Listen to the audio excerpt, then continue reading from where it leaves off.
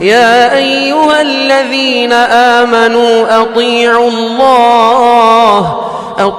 الله وأطيعوا الرسول ولا تبطلوا أعمالكم.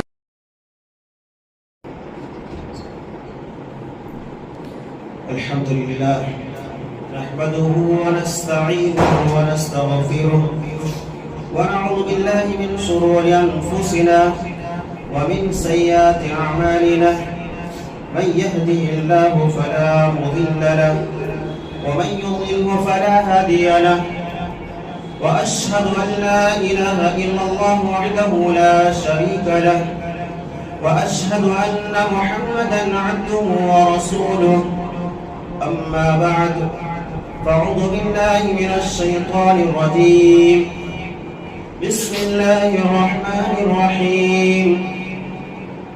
يا أيها الذين آمنوا اتقوا الله حق تقاته ولا تموتن إلا وأنتم مسلمون.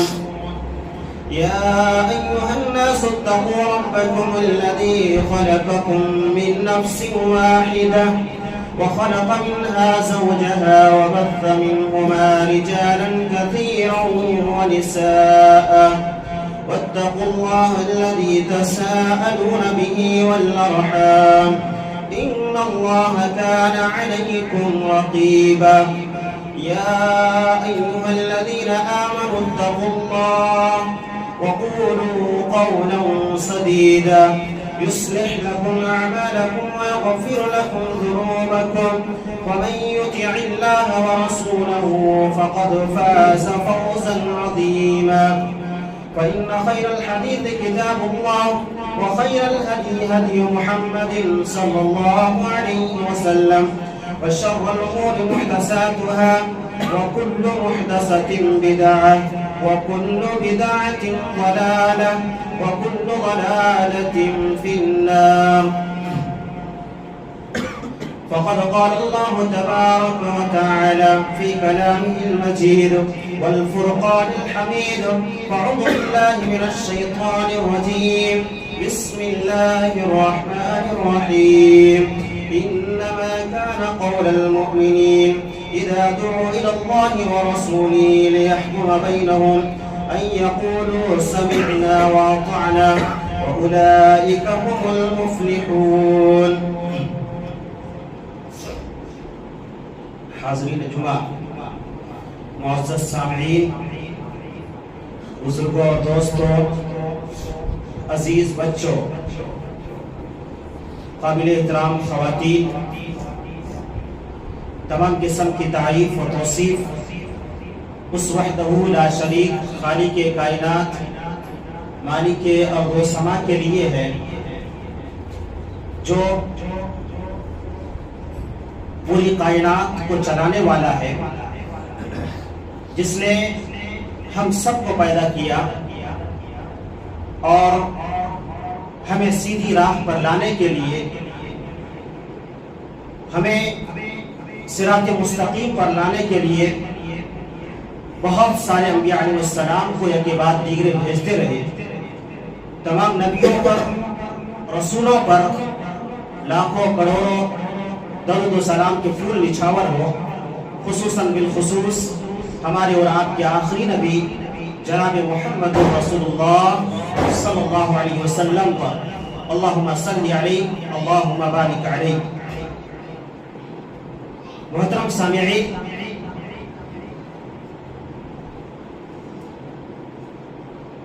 گزشتہ جمعہ آپ حضرات کے سامنے کچھ حرام چیزیں ایسی بیان کیا گیا تھا جسے ہم معمولی سمجھتے ہیں یا معاشرے کے لوگ معمولی سمجھتے ہیں. چند چیزیں آپ حضرات کے سامنے رکھا ہی تاکہ وقت پورا ہوا.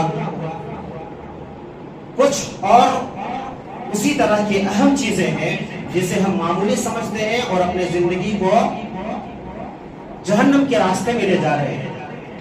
میں چاہوں گا آج بھی اسی موضوع کو آگے بڑھاتے ہوئے کچھ اہم چیزیں جسے ہم معمولی سمجھتے ہیں اور کر گزرتے ہیں۔ اللہ رب العالمین سے دعا کرتے ہیں کہ بار العالمین مجھے صحیح کہنے اور حق بات آپ تک پہنچانے کی توفیق عطا فرما، اور کہنے سے کہیں زیادہ، سننے سے کہیں زیادہ ان باتوں پر سب سے پہلے مجھے اور پھر آپ سب کو عمل کرنے کی توفیق عطا فرما، آمین۔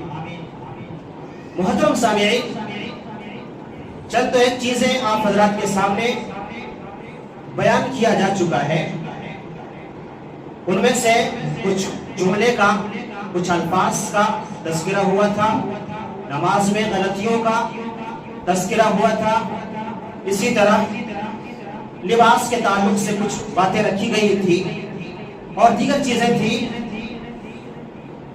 اسی طرح جسے ہم اور آپ معمولی سمجھتے ہیں، حرام چیزیں ہیں، حرام چیزوں میں ایک چیز غیر اللہ کی قسم کھانا، اللہ کے علاوہ دوسری چیزوں کا قسم کھانا، مخلوق کے قسم کھانا۔ محترم سامعین، اللہ سبحانہ و تعالی اپنی مخلوق میں سے جس چیز کی چاہے قسم کھائے اس پر پورا حق حاصل ہے رب کو، لیکن مخلوق کے لیے غیر اللہ کی قسم کھانا کسی بھی صورت میں جائز نہیں ہے۔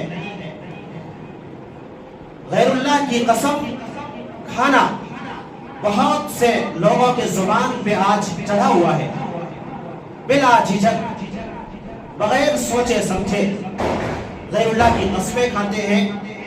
میرے بھائیو، ہم اور آپ اچھی طرح جانتے ہیں کہ جس چیز کی قسم کھائی جا رہی ہے اس کی تعظیم اور بڑائی کی وجہ سے کھائی جاتی ہے، اور ہم یہ بھی جانتے ہیں کہ چونکہ تعظیم اور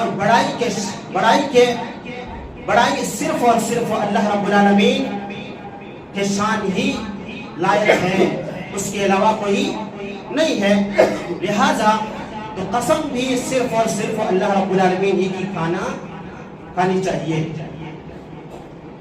آپ کو قرآن مجید، قرآن اور احادیث میں آپ جب مطالعہ کریں گے تو بہت ساری روایتیں اس تعلق سے آپ کو دیکھنے کو ملے گا۔ میں چند صرف ایک دو آپ کو اشارہ کر کے بتاتا چلوں تاکہ کچھ چیزوں کا اشارہ ہو جائے اور وقت بھی ہمارا کافی ہو جائے۔ محترم سامعین، اس تعلق سے حضرت عبداللہ بن عمر رضی اللہ تعالی عنہ بیان کرتے ہیں کہ رسول اللہ صلی اللہ علیہ وسلم نے عمر بن خطاب رضی اللہ تعالی عنہ کو باپ داداؤں کی قسم کھاتے ہوئے سنا۔ آپ صلی اللہ علیہ وسلم نے فرمایا، اسی وقت منع کیا اور کہا، الا ان اللہ ینہاکم ان تحلفوا بآبائکم بآبائکم من کان حالفا فلیحلف او لیصمت۔ کیا فرمایا کہ واضح رہے، خبردار، اللہ تبارک و تعالی تمہیں منع کرتا ہے کہ باپ داداؤں کی قسم کھائے، اور باپ داداؤں کی قسم کھانے سے منع کرتا ہے اللہ تبارک و تعالی۔ البتہ جس شخص کو چاہیے، جس شخص کو قسم کھانا ہی ہے تو وہ صرف اور صرف اللہ رب العالمین کی قسم کھائے، ورنہ او لیصمت، خاموش رہے۔ یہاں پر حضرت عمر بن خطاب رضی اللہ تعالی عنہ کو آپ صلی اللہ علیہ وسلم نے جب سنا کہ باپ دادا کی قسم کھا رہے ہیں تو فوراً آپ نے یہ کہہ دیا کہ اللہ تبارک و تعالی باپ داداؤں کی قسم کھانے سے منع کرتا ہے، اس لیے آپ ہرگز نہ کھائیں، اور اگر ضرورت پڑ جائے قسم کھانے کی تو اللہ رب العالمین کی قسم کھانی چاہیے، اور ورنہ خاموش رہنا چاہیے۔ اور لیصمت، آج ہم اور آپ بات بات پہ قسم کھاتے ہیں، جھوٹی قسم کھاتے ہیں، ایسے تو قسم کھانا نہیں چاہیے اور ہم جھوٹی قسم کھاتے ہیں۔ میرے بھائیوں، اگر آپ سچے ہیں تب قسم کھائیں، ورنہ قسم نہیں کھانا چاہیے۔ اس کے بعد حضرت عبداللہ بن عمر رضی اللہ تعالیٰ عنہ بیان کرتے ہیں کہ حضرت عمر بن خطاب کہتے ہیں کہ جب سے میں نے یہ فرمان آپ صلی اللہ علیہ وسلم سے سنا، اس وقت سے لے کر کے آج تک کبھی میں نے غیر اللہ کی قسم نہیں کھائی، جان بوجھ کر بھی اور نہ ہی نقل کے طور پر۔ تو غیر اللہ کی قسم کھانے سے منع کیا ہے۔ بعض روایتوں میں اللہ کے رسول صلی اللہ علیہ وسلم نے غیر اللہ کی قسم کھانے کو شرک سے تعبیر کیا ہے، شرک کہا ہے۔ روایت موجود ہے، حضرت عبداللہ بن عمر رضی اللہ تعالیٰ عنہ راوی ہے، بیان کرتے ہیں من حلف بغیر اللہ فقد اشرک، جس نے غیر اللہ کی قسم کھائی اس نے شرک کیا، اس نے شرک کیا۔ اسی طرح امانتوں کی قسم کھاتے ہیں، چیزوں کی قسم کھاتے ہیں، اس کے تعلق سے بھی اللہ کے رسول صلی اللہ علیہ وسلم نے بیان کیا من حلف بالامانۃ فلیس منا، جس نے امانتوں کی قسم کھائی اس نے وہ ہم میں سے نہیں ہے۔ تو یہ چیز جسے ہم معمولی سمجھ کر کے اپنے زبان پر لاتے ہیں، اللہ اکبر، آپ حدیث پر غور کریں اور یہ اندازہ لگائیں کہ ہم کتنے بڑے گناہ کر رہے ہیں، شرک جیسے عظیم گناہ کو ہم انجام دے رہے ہیں، یہ معمولی سمجھ کر کے۔ اسی طرح آپ صلی اللہ علیہ وسلم نے بعض روایتوں میں یہ بھی کہہ دیا کہ اگر جان بوجھ کر کے یا انجانے میں آپ کے زبان پر غیر اللہ کی قسم آ جائے تو اس کی کفارہ بھی ادا کرنا ہے، اس کی کفارہ بھی ادا کرنا ہے۔ اللہ کے رسول صلی اللہ علیہ وسلم نے فرمایا من حلف فقال في حلفه باللات والعزى فليقل لا الہ الا اللہ، فرمایا کہ جس نے لات و عزیٰ یعنی مشرکین مکہ کے مشہور بتوں کی قسم کھائی اسے چاہیے کہ وہ فوراً لا الہ الا اللہ اپنے زبان سے ادا کرے۔ اس روایت کے تعلق سے ابن کثیر رحمہ اللہ فرماتے ہیں کہ زمانے جاہلیت کے بعد جب مسلمان ہوئے کفار مشرکین میں سے جب اسلام قبول کیا تو ان کے زبان پر یہ بات چڑھی ہوئی تھی، لات و عزیٰ کی قسم کھانا ان کے زبان پر چڑھی ہوئی تھی، اور اسلام لانے کے بعد زبان سے ادا ہو جایا کرتا تھا۔ تو اللہ کے رسول صلی اللہ علیہ وسلم نے کہا اگر بھول چوک سے ادا ہو جائے تو آپ فوراً لا الہ الا اللہ کہہ دیا کرو، یعنی اللہ رب العالمین کے سوا کوئی معبود برحق نہیں ہے، آپ فوراً گواہ دے دیں۔ تو آپ اندازہ لگائیں کہ کس قدر ہم اور آپ معمولی سمجھ کر کے اتنے غیر اللہ کی قسم کھاتے ہیں، عام حالت میں بھی سچے ہیں پھر بھی جھوٹے ہیں پھر بھی، تو ہمیں اس سے بچنا چاہیے اور ہمیں اس کو اپنے زبان پر نہیں لانا چاہیے بار بار۔ اللہ کے رسول نے کہا اور یسکت، آپ خاموش رہے، قسم نہ کھائیں زیادہ۔ بہت ساری روایتیں ہیں، ہم انہی دونوں روایتوں کو آپ بار بار سوچیں اور یہ اندازہ لگائیں کہ ہم اپنے زندگی میں اس سے معمولی سمجھ کر کے کتنے بار اٹھتے بیٹھتے چلتے پھرتے قسم کھاتے ہیں، اس سے بچنا چاہیے۔ اسی طرح معمولی جسے ہم سمجھتے ہیں حرام چیزوں میں سے ایک چیز یہ ہے کہ پیشاب کے چھینٹوں سے ہم پرہیز نہیں کرتے، پیشاب کے چھینٹوں سے ہم اور آپ پرہیز نہیں کرتے ہیں۔ اسلامی شریعت کی ایک خوبی یہ ہے کہ اللہ تبارک خوبی یہ ہے کہ اس نے ہر اس کام کا حکم دیا جو انسان کی حالت کو بہتر بنانے کے لیے تعلیم دی جاتی ہے۔ مثلا گندگی ناپاکی سے پاکی حاصل کرنے کا حکم دیا، اور اس لیے قضائے حاجت سے فارغ ہونے کے بعد مٹی کے ڈھیلے استعمال کر کے پانی سے استنجا کرنے کا حکم دیا اور ضروری قرار دیا گیا، اور پھر استنجا کرنے کے بعد استنجا کرنے کی کیفیت کو بھی بیان کر دیا، لہذا جس سے صفائی اور پاکی حاصل ہو جائے ایسی ساری صورتیں بیان کر دیا۔ اب کتاب قرآن اور حدیث کا مطالعہ کریں گے تو آپ کو معلوم ہوگا۔ لہذا بعض لوگ گندگی اور ناپاکی کو دور کرنے میں اتنے سستی سے کام لیتے ہیں کہ جس کی وجہ سے ان کے بدن اور ان کے کپڑے ناپاکی اور گندگی سے لت پت رہتے ہیں، اور اسی حالت میں آ کر کے نماز بھی پڑھ لیتے ہیں۔ ہم اور آپ اچھی طرح جانتے ہیں کہ نماز کے لیے سب سے پہلے ضروری کیا ہے؟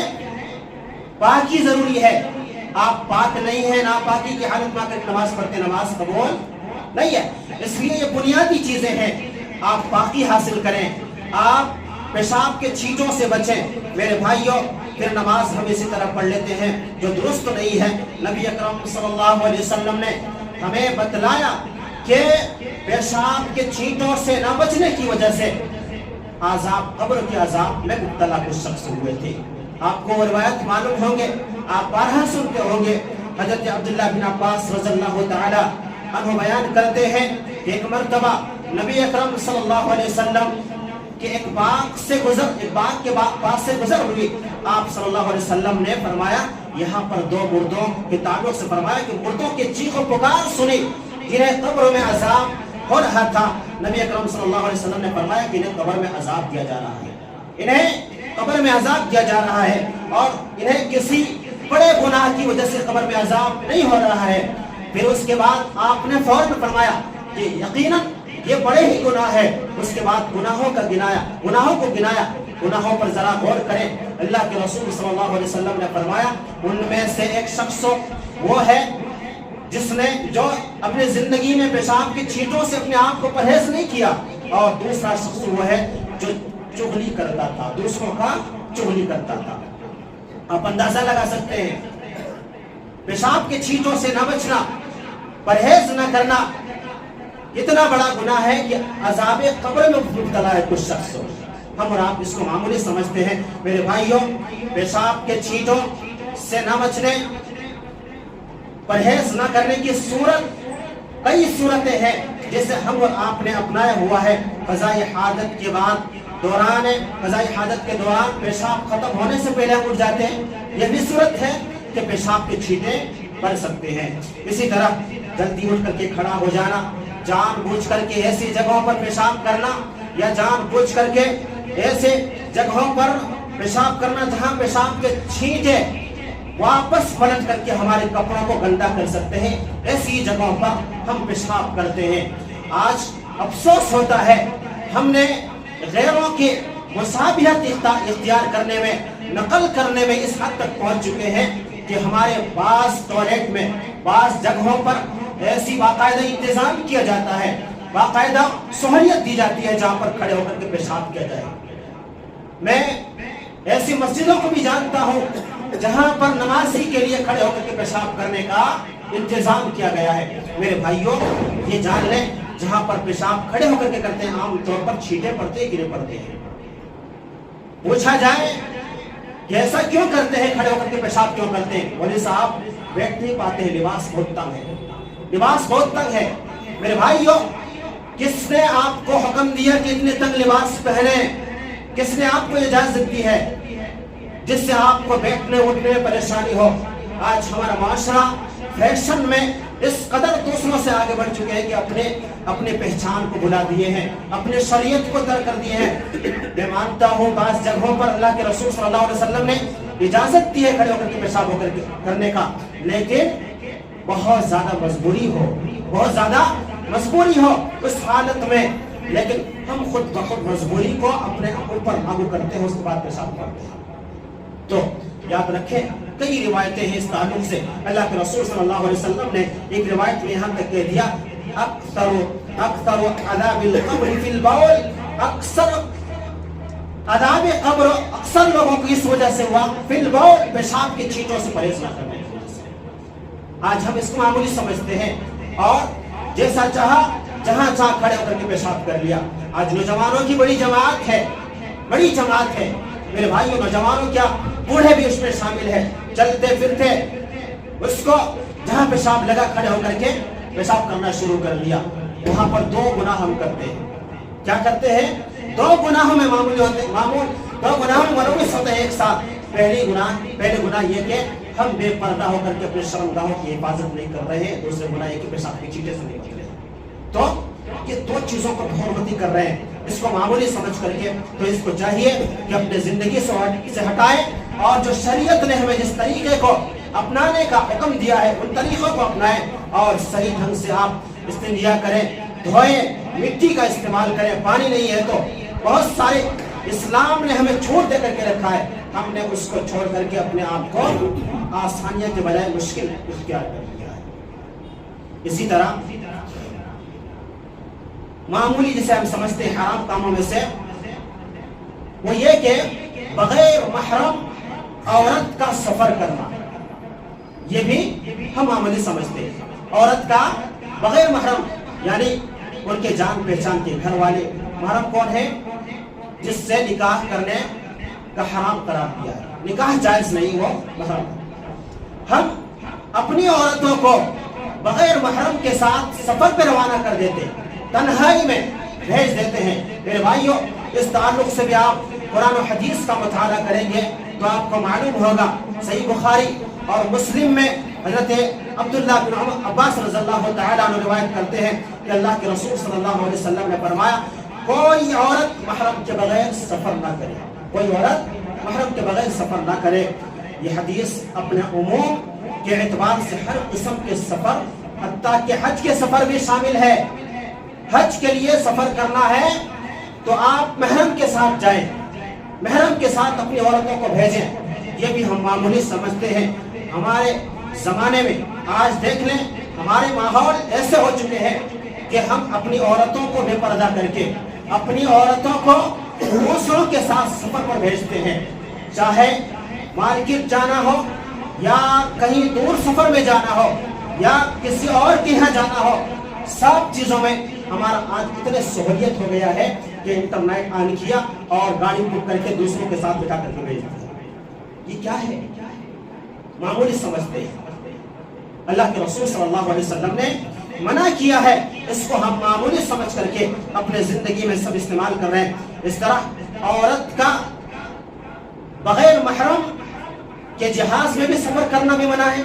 जैसा कि मैंने मतलब जहां भी जाए मना है, हदीस के अंदर अल्लाह के रसूल सल्लल्लाहु अलैहि वसल्लम ने मना किया है। रास्ते में बहुत परेशानियां आ सकती है, रास्ते में मुश्किलें आ सकती है, सफर जहन्नुम का एक टुकड़ा का गया। ऐसी हालत में आप औरतों को अकेले भेज रहे हैं, कहीं गाड़ी खराब हो गया, कहीं कुछ हो गया, कहीं हादसा हो गया, उसको पूछने वाला कौन होगा? तो ये सारी बहुत सारी खराबियां हैं। उसको जानने के बावजूद भी हम अपने औरतों को ऐसी अकेले तने तनहा सफर में भेजते हैं, तो इसका जिम्मेदार हम और आप हैं। मेरे भाइयों, अल्लाह के रसूल सल्लल्लाहु अलैहि वसल्लम की बहुत सारी रिवायतें हैं। एक रिवायत में बयान करता हूँ, इब्न अब्बास रज़ियल्लाहु तआला अन्हु रिवायत करते हैं कि नबी अकरम सल्लल्लाहु अलैहि वसल्लम खुतबा में फरमा रहे थे कि कोई आदमी किसी औरत को बगैर महरम, कोई आदमी किसी औरत के साथ तन्हाई इख्तियार न करे इल्ला कि उसके साथ कोई महरम हो, बगैर महरम के तन्हाई इख्तियार न करे। पहला जुमला ये है, कोई भी आदमी तन्हाई में औरतों से न मिले। आज हमारा मामला ये है कि औरतों के साथ खलवत इख्तियार करते हैं, तन्हाई इख्तियार करते हैं। आप किसी गाड़ी में भेज रहे हैं, फोर व्हीलर की तो दूर की बात है, टू व्हीलर में भेज रहे हैं कि नहीं भेज रहे हैं? उनके साथ कौन होता है? एक आदमी, दूसरा औरत, जिससे कोई जान पहचान नहीं, कोई तारुफ नहीं, वैसे ही उठा करके बगैर पर्दा के दूसरों के साथ भेज दिया। आगे उसी रिवायत में अल्लाह के रसूल सल्लल्लाहु अलैहि वसल्लम ने बयान किया, अब्दुल्लाह बिन अब्बास कहते हैं कि अल्लाह के रसूल ने बयान किया कि औरत महरम रिश्तेदार के बगैर हज के सफर भी ना करे। इतने में एक आदमी खड़े होते हैं और अल्लाह के रसूल सल्लल्लाहु अलैहि वसल्लम से सवाल कर बैठते हैं कि अल्लाह के रसूल, मेरी बीवी हज को जा रही है, मेरी बीवी हज को जा रही है और मेरा नाम फला फला गज़वे में है, फला फला जंग में मैंने हिस्सा ले रखा है, आप मेरे ताल्लुक से क्या हुक्म देते हैं? अल्लाह के रसूल सल्लल्लाहु अलैहि वसल्लम ने कहा कि आप भी जाएं अपने बीवी के साथ हज करने। यहाँ पर देखें, दो बातों की तरफ इशारा किया कि आप औरतों के साथ तन्हाई इख्तियार न करें, आप खलवत न इख्तियार करें बगैर महरम के। और दूसरी बात यह कि आप अगर हज पर भी किसी को भेजें अपनी माँ बहनों में से, तो एक महरम को भी उसके साथ भेजना जरूरी है। साहबी ने सवाल किया कि फला फला बहुत नेक हो, बहुत नेक हो, फला फला गज़वे में मैंने अपना नाम लिखवा रखा है, हिस्सा ले रखा है। आप सल्लल्लाहु अलैहि वसल्लम ने मना कर दिया और उसको भेज दिया। साहब, हम इतने गुनहगार हैं, हमारी बीवियां कैसे होगी, हमारी माँ बहनें कैसी हैं, हालत आज देख लें। कोई सैफ नहीं है, बुराई में मुलव्विस है, उसको मजीद हम छूट दे रहे हैं कि जाओ तनाई में, तो क्या हश्र होगा? اس سے بچنا چاہیے. ہم اس کو معمولی سمجھتے ہیں. میرے بھائیوں اپنے گھر کی خیال کریں, اپنے گھر کے جائزہ لیں. اسی طرح اپنے گھر میں فحاشی برداشت کرنا معمولی سمجھتے ہیں ہم جسے حرام چیزوں میں سے. اپنے گھر میں برائیوں کو برداشت کرنا, فحاشی کو برداشت کرنا. آج ہمارے گھروں میں ایسی ایسی برائیاں ہوتی ہے, بے غیرتی کی مختلف شکلیں آج ہمارے زمانے میں موجود ہے, ہمارے گھروں میں موجود ہے, اکثر پائے جاتے ہیں. مثلا گھر میں بیوی یا بیٹی کسی اجنبی مرد کے ساتھ ملتے جلتے ہیں, عشقیہ گفتگو کرتے ہیں, ایک دوسرے کے ساتھ آنا جانا. گھر میں آپ بارہا دیکھتے ہیں کہ فلاں شخص ہمارے گھر آیا, فلاں شخص میرے گھر میں آ کر کے میری بیوی کے ساتھ بیٹھ کر کے ایسی باتیں کر کے گیا, فلاں شخص آ کر کے میری بیٹی میری بیوی کے ساتھ بیٹھ کر کے ایسے گفتگو کر کے چلا گیا. ساری چیزیں دیکھتے ہیں لیکن ہم نظر انداز کر دیتے ہیں, نظر انداز کر دیتے ہیں. میرے بھائیوں چشم پوشی کرنا یا اپنے گھر کی کسی عورت کو اجنبی مرد کے ساتھ تنہائی اور خلوت میں دیکھ کر کے خاموش رہنا, یا اسے کسی اجنبی مرد مثلا ڈرائیور ہے, گھر کی گاڑی کے ڈرائیور ہے, اس کے ساتھ تنہائی بھیج رہے ہیں. جیسا کہ میں نے بتلایا اولا اوبر بہت ساری ایسی چیزیں ہیں آج اس میں بھیج رہے ہیں, تو یہ ساری چیزیں اکیلے ان کے ساتھ چھوڑ رہے ہیں. ہمیں پتا ہے کہ میری بیوی اس شخص کے ساتھ غلط کام کر رہی ہے, میری بیٹی اس شخص کے ساتھ عشق لڑا رہی ہے. یہ ساری چیزیں جاننے کے باوجود خاموش رہتے ہیں. قرآن و حدیث کا آپ مطالعہ کریں گے تو آپ کو معلوم ہوگا اللہ کے رسول صلی اللہ علیہ وسلم نے 3 ایسے شخصوں پر جنت کو حرام قرار دیا. فرمایا ثلاثۃ حرم اللہ علیہم الجنہ, کہ 3 آدمیوں پر اللہ تبارک و تعالی نے جنت کو حرام قرار دیا ہے. مدمن الخمر, فرمایا پہلا شخص وہ ہے جو ہمیشہ شراب پیتا ہے, پہلا شخص وہ ہے مدمن الخمر, ہمیشہ شراب پیتا ہے. شراب پینے والا پر ہمیشہ جنت کے لیے حرام قرار دیا ہے, جنت حرام قرار دیا. اسی طرح دوسرا شخص وہ ہے والعاق, والدین کے ساتھ نافرمانی کرنا. ماں باپ پر ہم ظلم اٹھاتے ہیں تو یاد رکھیں اللہ تبارک و تعالی, اللہ کے رسول صلی اللہ علیہ وسلم نے کہا کہ 3 آدمیوں پر جنت کو حرام قرار دیا. ان میں سے ایک شخص وہ بھی ہے جو ماں باپ کو پریشان کرتا ہے, زندگی میں اسے تنگ کرتا ہے, گھر سے باہر کر کے اسے رسوائی کرتا ہے, تو ایسے لوگوں پر جنت کو حرام قرار دیا ہے. میں بات جو کہہ رہی اس روایت میں وہ یہ ہے.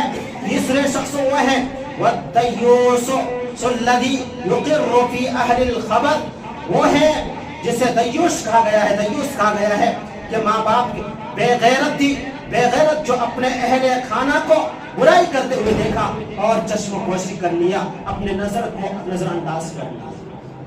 دیوس کے لفظ سے استعمال کیا ہے. دیوس کسے کہتے ہیں ہم آپ جانتے ہیں اچھی طرح. میرے بھائیوں تو جنت بھی حرام قرار دیا اور ایسے شخصوں کو دیوس بھی کہا گیا. ہم اسے معمولی سمجھتے ہیں اور بلا جھجک اپنی عورتوں کو پیسے حاصل کرنے کی, صرف ہمیں پیسہ ہونا, مال ہونا, عورت کو چاہے جیسے بھی لانا ہو لائے, کوئی فرق نہیں پڑتا. جاب کرنے بھیج دو, کمپنیوں میں بھیج دو, یہ ساری چیزیں ہم نے سہولت دے رکھی ہے. حالانکہ جاب میں جانے کے بعد یا کمپنیوں میں جانے کے بعد یا کسی کام میں جانے کے بعد ان کی نیت کیا ہے, ان کے ساتھ کیسے رویہ اختیار کر رہے ہیں, یہ ساری چیزیں ہم کو معلوم ہے. لیکن پھر بھی ہم اس کو کبھی تنبیہ نہیں کی اور گھر میں رکھنے کی کوشش نہیں کی, تو اپنے آپ کو جنت حرام کر رہے ہیں معمولی سمجھ کر کے. یہ حرام چیزیں ہیں جسے ہم معمولی سمجھ کر کے استعمال کر رہے ہیں. اسی طرح ایک اور چیز ہے جسے ہم معمولی سمجھتے ہیں, وہ یہ کہ دوسروں کی غیبت کرنا. مسلمانوں کی غیبت اور عزتوں پر زبان درازی کرنا بہت ساری محفلوں کی زینت بن چکی ہے, بہت ساری محفلوں کی زینت اور خوش طبعی کا ذریعہ بن گئی ہے غیبت کرنا. حالانکہ اللہ تبارک و تعالیٰ نے اس سے اپنے بندوں کو سخت تنبیہ کے ساتھ منع کیا ہے, روکا ہے, نفرت دلائی ہے, سخت نفرت دلائی ہے اور ترغیب دلائی ہے. اور غیبت کو ناپسندیدہ اور بھیانک جرم و بھیانک صورت کے ساتھ تنبیہ دی گئی ہے قرآن و حدیث کے اندر. چنانچہ اللہ تبارک و تعالیٰ اپنے قرآن مجید کے اندر ارشاد فرماتا ہے وَلَا يَغْتَبْ بَعْضُكُمْ بَعْضًا, अयुहिब्बु अहदुकुम अन याकुला लहमा अखीहि मैतन फकरीतुमूह, फरमाया क्या तुम में से कोई शख्स किसी की गीबत करे, क्या तुम में से कोई भी अपने मुर्दा भाई का गोश्त खाना पसंद करता है? हरगिज़ नहीं मेरे भाइयों, तो यकीनन तुम उसको नफरत करोगे। अल्लाह तबारक व तआला ने गीबत करना इस आयत में मुर्दा भाई का गोश्त खाने की तरह करार दिया है, और इसे हम मामूली समझ करके हम एक दूसरों की गीबत करते हैं, एक दूसरों की इज्जतों के साथ हम ज़बान दराजी करते हैं। नबी अकरम सल्लल्लाहु अलैहि वसल्लम ने गीबत का मफ़हूम समझाते हुए सहाबा इकराम से सवाल किया। सहाबा इकराम से सवाल करते हुए कहा, क्या तुम जानते हो गीबत किसे कहते हैं? तदरूना मल गीबा, गीबत किसे कहा जाता है? सहाबा ने अर्ज किया, ये अल्लाह और उसके रसूल सल्लल्लाहु अलैहि वसल्लम ही ज्यादा बेहतर जानते हैं। आप सल्लल्लाहु अलैहि वसल्लम ने फरमाया कि गीबत ये है कि तू अपने मुसलमान भाई के उन बातों को बयान करे जिनको वो नापसंद करता है। किसी पूछने वाले ने पूछा, ये अल्लाह के रसूल सल्लल्लाहु अलैहि वसल्लम, अगर अपने भाई की जिन नापसंदीदा चीजों को मैं बयान करता हूँ, अगर वो नापसंदीदा चीजें उसमें मौजूद हो तो क्या ये जायज है? ये गीबत है? अल्लाह के रसूल सल्लल्लाहु अलैहि वसल्लम ने कहा कि यही तो गीबत है, यही गीबत है। अगर वो नापसंदीदा चीज उसके साथ मौजूद नहीं है, उस पर लागू नहीं, उस पर नहीं है, और तुमने उसकी तरफ मंसूब करके कहा, तो ये फिर बुहतान हो गया है, ये बुहतान है। पता ये चला कि कोई चीज आप किसी के अंदर बुराई देख रहे हैं तो वो दूसरों के पास बयान ना करें, उनकी इज्जत का ख्याल करें, और ये आप दूसरों के पास बयान करते हैं तो यही गीबत है। और अगर उसके अंदर वो खराबियां मौजूद नहीं है, नापसंदीदा अमल मौजूद नहीं है, और दूसरों के पास बयान किया तो तुमने उस पर बुहतान लगाया। मेरे भाइयों, इसी तरह कई रिवायतें हैं, और एक रिवायत अल्लाह के रसूल सल्लल्लाहु अलैहि वसल्लम ने कभी करार देते हुए, कभी जुर्म होने के बावजूद लोग इस पे बहुत बेहतियाती करते हैं। हम और आप अंदाजा लगा सकते हैं, अल्लाह के रसूल सल्लल्लाहु अलैहि वसल्लम ने फरमाया कि सूद के 72 दरवाजे हैं, 72 दरवाजे हैं, और उनमें से सबसे अदना दरवाजा यह है, अदना दर्जा यह है कि कोई अपने माँ के साथ जिना करे, कोई अपने माँ के साथ जिना करे। और उसके बाद कहा कि और सबसे बड़ा सूद ये है कि कोई अपने मुसलमान भाई की इज्जत के साथ ज़बान दराजी करे, यानी गीबत करे। मेरे भाइयों, ये सारी चीजों को जानने के बावजूद आज हमारे अंदर, चाहे मर्द हो या औरत, आजकल औरतें ज्यादा इस पर मुलविस हुआ करती हैं। मेरे भाइयों, माँ बहनों से मैं मुखातब हूँ, आप जब भी गीबत करें, आप जब भी दूसरों की ज़बान इज्जत पर ज़बान दराजी करें, तो इन आयतों और हदीसों को अपने नजर के सामने रख करके एक बार सोच लेना, घर में बैठ करके कितने बड़े जुर्म कर रहे हैं। मेरे भाइयों, आज हम इसे मामूली समझ करके अपने आप को, हम इन तमाम चीज़ों को अंजाम देते हैं, हमें ज़िंदगी में शामिल कर रहे हैं और अपने आप को जहन्नम के रास्ते पर ले जा रहे हैं। अल्लाह के रसूल सल्लल्लाहु अलैहि वसल्लम ने हमें इन तमाम चीज़ों से बचने के तरीक़े बतलाए हैं। वो तरीक़े भी हम जानते हैं, वो तरीक़े भी हम दूसरों को बताते भी हैं और सुनते भी हैं, लेकिन उन पर अमल नहीं करते हैं। हर धर्मी के तौर पर हम अपनी ज़िंदगी को गुजारते हैं। इस्लामी भाइयों, मालूम हुआ कि शरीयत ने बहुत से गंदी और नापाक और बुरी नुकसानदेह चीज़ों को जो हराम है उससे बचने के लिए हमें बारहा हमको इस्लाह करने की कोशिश की, बारहा हमको बताने की कोशिश की। हम सुन लेते हैं उसको, एक दूसरे के पास बयान करके बस इस कान से उस कान में निकाल करके हम खत्म कर देते हैं। जैसा कि मैंने कुरान की आयत पढ़ के सुनाया था कि मोमिनों की पहचान तो ये नहीं होना चाहिए। इन्नमा काना कौलुल मोमिनीन इज़ा दुऊ इलल्लाह। पिछले जुमा भी इस आयत का तर्जुमा किया जा चुका है। पिछले जुमा भी इस आयत के बारे में आप हजरात के सामने कुछ बातें हो चुकी है। वो ये कि मोमिनों की बात तो ये है, इन्नमा काना कौलुल मोमिनीन इज़ा दुऊ इलल्लाह। जब उसे अल्लाह के रास्ते की तरफ बुलाता है तो वो फौरन कहता है यक़ूलु समिअना व अताना। हमने सुन लिया और उस पर इताअत की, हमने सुन लिया और उस पर मानने की कोशिश की। आज हम इतने हद दरम हो चुके हैं, अपने आप में मोमिन का लेबल भी लगाया है और बार बार बुराइयों का इजाला के लिए आपको रास्ता बतलाया जाता है, बार बार आपको बुराइयों से आगाह किया जाता है कि ये बुराई करना हराम है, ये तमाम चीजों से इस्लाम रोकता है, लेकिन फिर भी हम उसको करते हैं। कई चीजें हैं مثلا جمعہ کے تعلق سے دیکھیں، بارہا آپ سنتے ہیں جلدی آیا کریں، بارہا آپ سنتے ہیں اذان کے بعد آپ کوئی تجارت نہ کریں، بارہا آپ سنتے ہیں کہ امام کے خطیب کو ممبر پر چڑھنے سے پہلے آپ مسجد میں آ جایا کریں، لیکن یہ ساری چیزیں آپ سنتے ہیں، پھر بھی آ کر کے کب آتے ہیں؟ سلام پھیرنے کا وقت ہو، جب ہم تشہد میں امام صاحب بیٹھے رہتے تب ایسے ایسے لوگ مسجد میں حاضر ہوتے ہیں۔ یہ کیا ہے؟ میں بتاتا ہوں، میں کہوں سب سے بڑی وجہ یہ ہے کہ تعلیم ہمارے پاس موجود ہے۔ تعلیم نہ ہونے کی صورت میں ہم نے اس کو ترک کر رکھا ہے، اپنے زندگی کو تمام حرام چیزوں کو معمولی سمجھ کر کے صرف اس وجہ سے ہم نے اس کو پڑھنے کی کوشش نہیں کی، تعلیم حاصل کرنے کی کوشش نہیں کی۔ میرے بھائیوں، اگر تعلیم ہوتی، تعلیم ہمارے پاس موجود ہے تو پھر ہم ان تمام چیزوں کو حرام جانتے، اور حرام جاننے کے ساتھ ساتھ ہمارے دماغ میں ان تمام چیزوں کو کرنے سے پہلے 100 مرتبہ سوچنے پر مجبور کرتے ہیں۔ تو ان تمام چیزوں کو سنیں، اور سننے کے ساتھ ساتھ اپنے گھر والوں کو، اپنے آپ میں، اپنے بچوں میں تربیت کریں کہ بیٹا یہ تمام چیزیں کیا ہے؟ حرام ہے، اللہ کے رسول نے اس کو حرام بتلایا ہے، قرآن نے حرام بتلایا ہے۔ اپنے بیوی کو سمجھائیں، اپنے گھر والوں کو سمجھائیں۔ آج ہم خود برائیوں میں ملوث ہیں اور گھر میں جا کر کے فحاشی عام کرتے ہیں، بچوں کے ساتھ ٹی ویاں دیکھتے ہیں، غلط چیزوں کو دیکھتے ہیں۔ جیسا کہ میں نے بتلایا کہ برائی چیزوں کو دیکھ کر کے ہم خاموش رہتے ہیں، بیوی بچوں سب مل کر کے ہم فلم فحش چیزوں کو دیکھ کر کے اپنی زندگی گزار رہے ہیں۔ میرے بھائیوں، یہ تمام چیزیں حرام ہیں، ہم سب کو بچنا چاہیے۔ وقت ہو چکا ہے، اللہ تعالیٰ سے دعا کرتے ہیں کہ بہر العالمین ہم سب کو ان تمام حرام چیزوں سے دور رہنے کی توفیق عطا فرما۔ ہم سب کو جو بھی کتاب و سنت میں ہمیں جو جو چیزیں بتلائی جاتی ہیں ان تمام چیزوں پر عمل کرنے کی توفیق عطا فرما۔ اللہ تعالیٰ ہم سب کو ایک دوسرے کی خیر خواہ بنتے ہوئے حرام چیزوں کی آگاہ کرنے کی توفیق عطا فرما، ایک دوسروں کو صحیح تعلیم دینے کی توفیق دے۔ مولا کریم، ہم سب گنہگار ہیں، جانے انجانے میں برائی میں ملوث ہے، اللہ تعالیٰ ہمیں ہدایت دے اور سیدھی راستے پر لا کر کے کھڑا کر دے۔ مولا کریم، ہم سب گناہوں میں ملوث ہو کر کے جہنم کے راستے میں جا رہے ہیں، مولا ہم سب کو تو ہدایت دے اور جنت کے راستے میں لا کر کے کھڑا کر دے۔